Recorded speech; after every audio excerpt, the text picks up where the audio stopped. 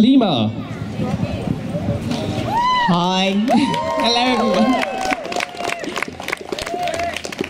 So I'm here to say quite a lot of things, so I hope you can stay with me. So Extinction Rebellion stands by the principle that no individual is to blame for the position that we find ourselves in with regard to climate change and all of the problems of society that we're facing at the moment. We acknowledge that the root cause is a malfunctioning social and economic system which sets us up to exploit each other and our environment. And we need to find new ways of living together. So of the many problems we're facing at the moment, climate change is the biggest threat right now. It's already affecting the lives of everyone. In this country, we've been hit by floods and poor harvests, but mostly this country's wealth has so far cushioned us. Communities in the global south are unable to cope in the same way with climate change. The long history of colonialism and the present-day economic exploitation by developed nations have left those communities with broken infrastructure. We right now have a 1-degree rise in global average temperature compared to pre-industrial times. Dr. Michael Taylor, a physicist at the University of the West Indies, wrote in the Guardian newspaper about Hurricane Irma, which in 2017 affected a large amount of the Caribbean and some of the US. He said, "The ferocity of the winds destroyed even the strongest evacuation shelters and brought devastation of catastrophic proportions to our tiny islands." He said that a business as usual scenario without global action like this suggests that by the end of the current century, the Caribbean region will warm a further 2 to 3 degrees C. He said the projections suggest that the region's climate will be altered beyond recognition. It will not just be unfamiliar at times, it may be unprecedented all the time. So we're here to transform how we live together. And to do that effectively, we need a large, diverse group of people cooperating and thinking about the best ways forward for everyone.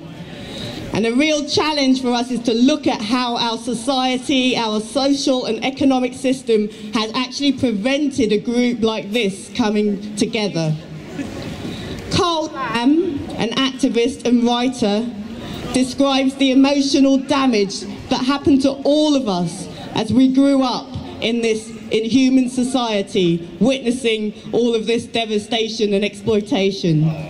He says, the system divides people by giving groups social or economic advantage over other groups, and in doing so tends to turn us against each other, fear each other, and lead us to compete rather than cooperate.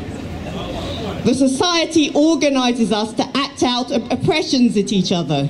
Oppressions such as classism, racism, sexism, the oppression of young people.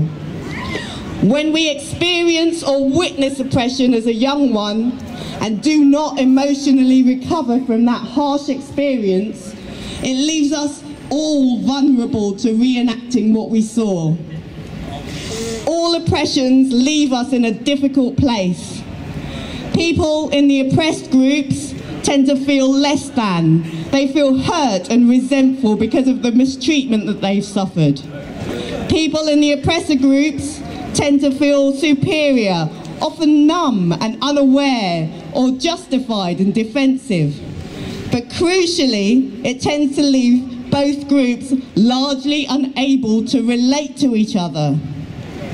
Living within this system gradually numbs us to our connection to each other, which then drives our tendency to mistreat all living things and the environment.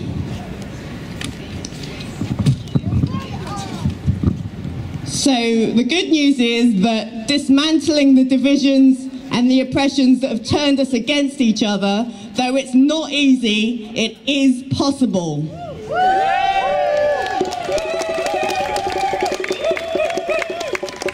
Congratulations of taking action to move towards each other, to learn about each other. It's an important first step. But know that reconnecting with each other fully will likely involve releasing painful emotions associated with having grown up experiencing and witnessing oppression. If you grew up experiencing racism directly, for example, it's useful to talk about the harsh effects this has had on you. If you're white, it's useful to talk about how you witnessed racism as a child, how painful it was, how it affected you. And also talk through any times you found yourself reenacting it unawarely later. This requires someone to deeply and awarely listen to you as you tell your story. So it's useful to set up dedicated listening partnerships to do this.